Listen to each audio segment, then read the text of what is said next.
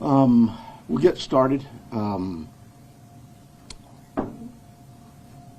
believe it was around noon yesterday we got a call to the Guthrie residence that Nancy Guthrie, 84 years old, was missing. We expended a lot of resources for a missing person that we typically always do. Our search and rescue volunteers, our search and rescue teams, other agencies, Star from Border Patrol sent their canines out. They worked tirelessly all day yesterday and all day tonight. I'm sorry, all day yesterday and all last night.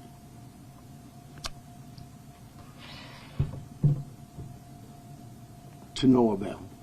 As I said yesterday, we saw some things at the home that were concerning to us.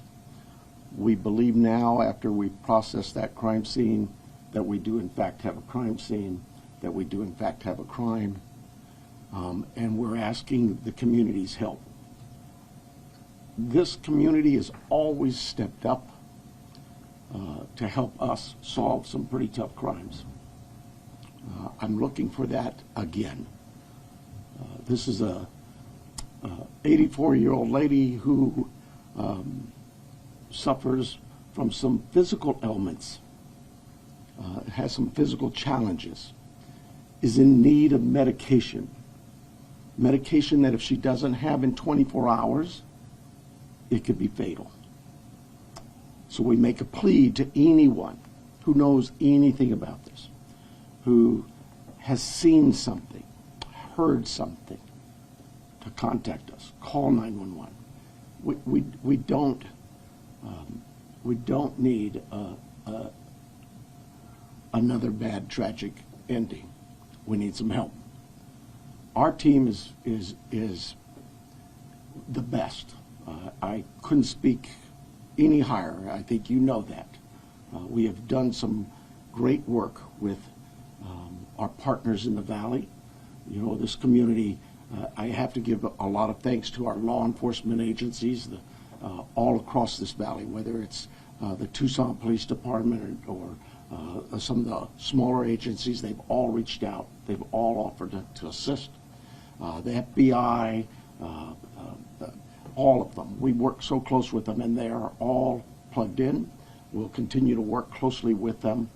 But what I really need is I need this community to step up and start giving us some calls. Let us know if you've seen something.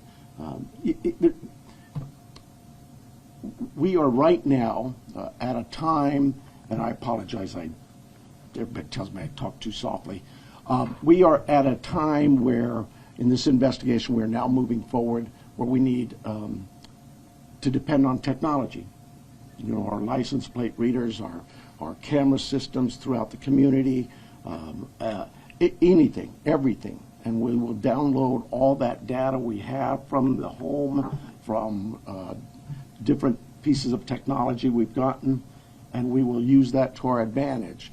But the reason I bring this up is that, you know, I'm a cop. I hate politics, but I have to remind our political leaders that they need to quit this banter of every time law enforcement leaders come to you for a need, that you give up these ridiculous remarks about how it's going to be misused. AI is a bad, evil word. The cameras are very bad and evil. I'm tired of that. Those tools in the right hands, with the right minds and the right approaches, are extremely valuable to solving crimes just like this. We need that. We need more staffing. We need a lot of things. But what I really need is I need the community's help with this. So I want to make sure I didn't, before I take any questions, it is a crime scene. We know that. She needs her daily medication. And anybody that sees anything that even looks, hey, maybe that's her, just take a quick picture.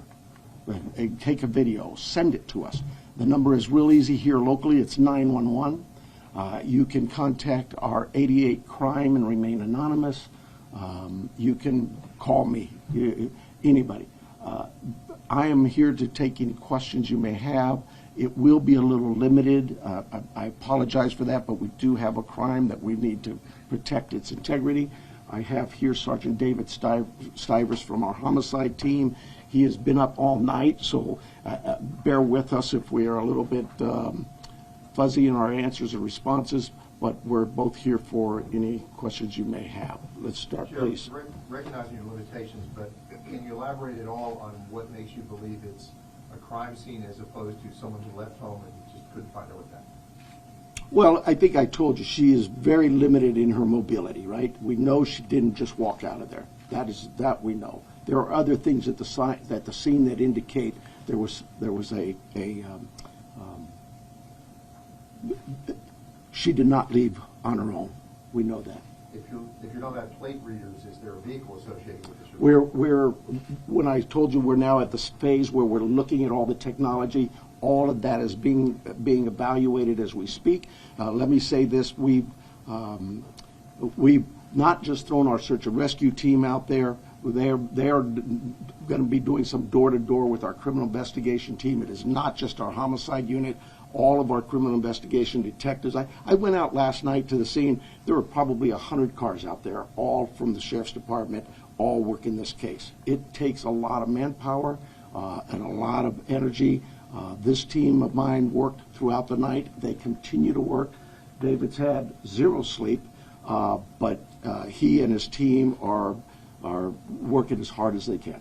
Is there anybody else associated with her, a caregiver, family member, acquaintance, who is also missing? And somebody? No. The family, all of the family, has been very cooperative with us. They're working with us. They're staying in touch with us. They have complete access to anybody on this department. Savannah has been in touch with us as well. Our hearts go out to them. This is their mom. She's just a great lady from what I've heard, and I feel for the family. We just want to find her and bring her back safe. Sheriff, you mentioned that she didn't just walk out, but is there any additional information that you can give us on what may have alluded to this being a crime scene? I wish I could. I really do. I know that everybody wants to know certain things, but I can't do that it would be inappropriate at this time. Are there any signs of breaking and entering or any forced entry, anything like that? I again don't want to get into that. David, can you see anything here? At this time, it's still a very active investigation.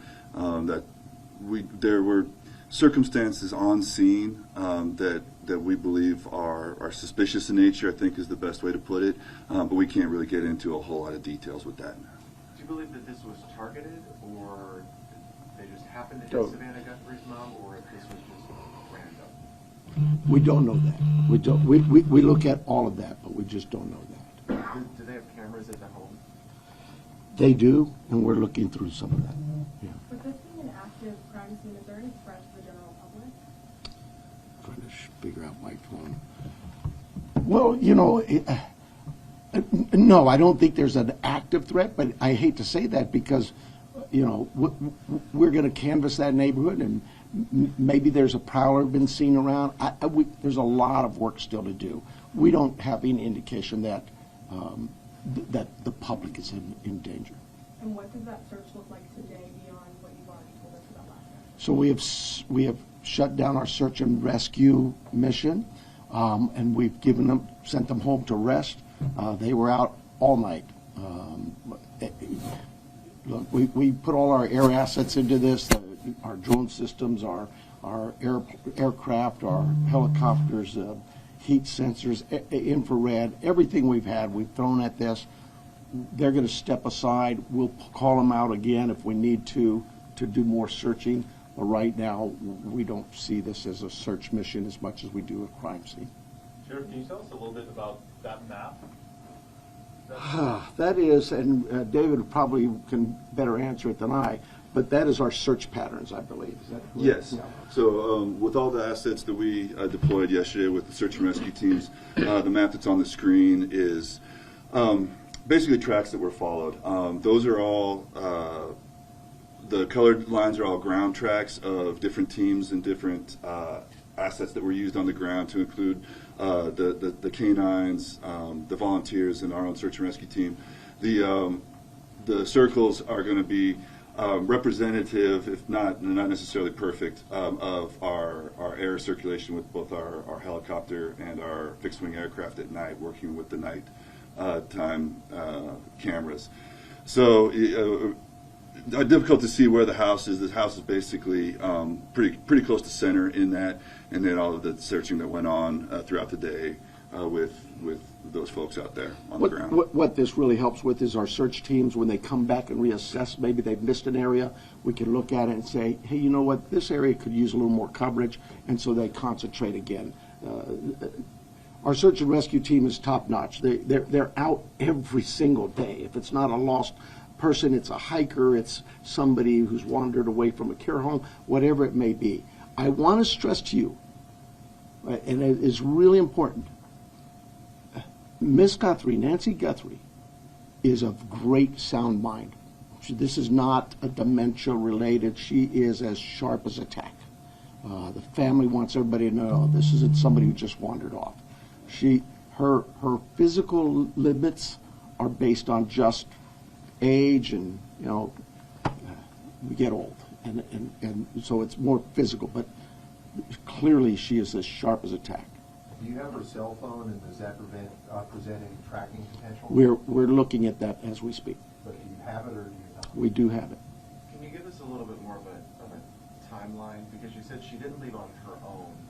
That she was last seen at 9:45. She wasn't reported missing until noon. But I believe what happened there was at 9:45 in the evening, her children left her off. At some time earlier that morning, they got a call from somebody at the church who said, hey, your mom's not here. The family went to the house.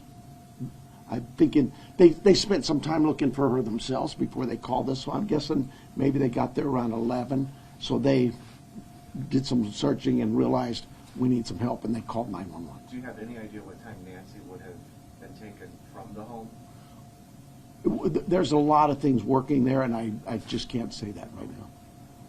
Has Savannah Guthrie, has she had any threats to herself at all? We've spoken to her. We'll continue to work with that. She has a security team that's been in touch with us throughout the night. But we're not going to dismiss any angles for sure. But right now, immediately, we don't know of anything like that. Is she in town or on the way here? She's here. Can you give us any more? What should somebody be looking for? Because when I was out in the neighborhood, the neighbors are obviously incredibly concerned. But is there anything, a tip? I mean, one neighbor stopped me and he didn't know if he should call you or not. Oh my goodness! But Call. So what should somebody be looking? Well, first of all, I'd ask them, go through their cameras. Go through their Ring cameras, whatever cameras they may have. Don't dismiss it that, oh, well, we really can't see the house. They still might see something. Maybe it's somebody walking by. Maybe it's a vehicle driving by at that time of day. But go through all your cameras in that neighborhood and tell us if you see something. Maybe somebody already, we know this happens, right? Oh, I saw something suspicious, but I didn't think it was worth calling in, so I didn't call it in. Well, now it's call in anything you've seen or heard. Maybe it's a neighbor telling you, I saw this or I heard that. Call us. Don't tell the neighbor to call us. Tell the neighbor to call us, but you call us as well. We'll put it together. We'll get, trust me, I'm sure we're going to get inundated with a lot of calls. We'll handle that. Did she live alone? I believe, yes, she did, yeah. Were there any caregivers who are normally associated with her? Well, she has house staff that comes by, takes care of the yard, whatever, in her house and that. But those people we'll be talking with and have talked to some of them already. But nobody's like a live-in or anything? Nobody actually lives with her, no. Like I say, she's of great sound mind, and she is mobile. It's just, it's a challenge for her to get, as the family says. She couldn't walk 50 yards by herself. So.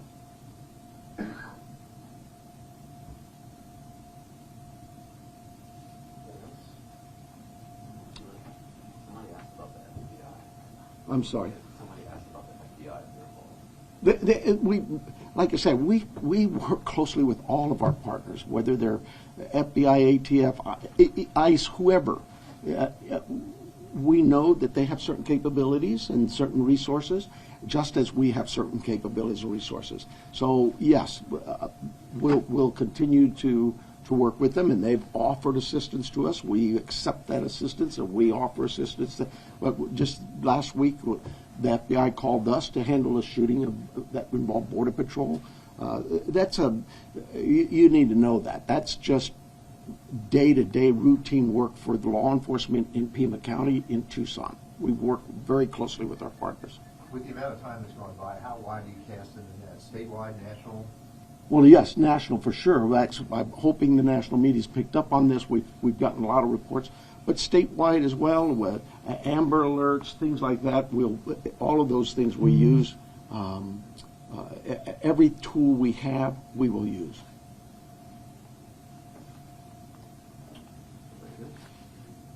You guys are too easy. Thank you so much. I apologize for being late. I apologize for my political rhetoric of the Board of Supervisors or the City Council. I just get so frustrated, and